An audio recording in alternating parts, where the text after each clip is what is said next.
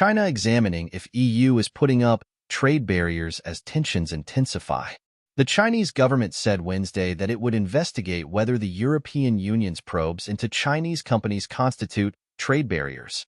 Concerns are rising in the West that jobs and strategically important industries could be wiped out by cheap Chinese imports propped up by government subsidies. Earlier this year, the EU launched investigations into China's state support for its wind turbine and solar panel suppliers. It has also recently completed an 8-month-long probe into Beijing's support for makers of electric vehicles, resulting in additional tariffs on EVs imported from China. Now, China will investigate if the bloc's probes violate the two sides' economic treaty and if they have hurt the country's trade with the 27 EU member states. The investigation by China's Ministry of Commerce, MOFCOM, will span a number of sectors, including rail, photovoltaics, wind power, and security inspection equipment, according to a statement posted on its website.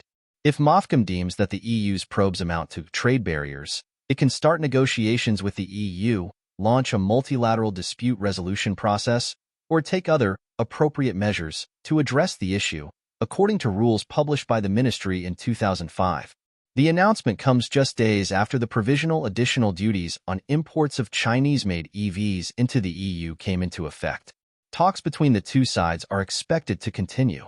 If no agreement is reached, the tariffs will become definitive in November. Beijing has spoken out strongly against the EU tariffs, saying it will make all necessary moves to safeguard China's interests. Last month, it opened a probe into pork imported from the bloc, and it is also investigating European brandy imports. According to Wednesday's announcement, MOFCOM is launching its latest investigation in response to a June request by an industry group in China. The probe is expected to end by January 10th, the statement said. During the process, the ministry can use questionnaires, hearings, and on-site checks among other methods, the statement added.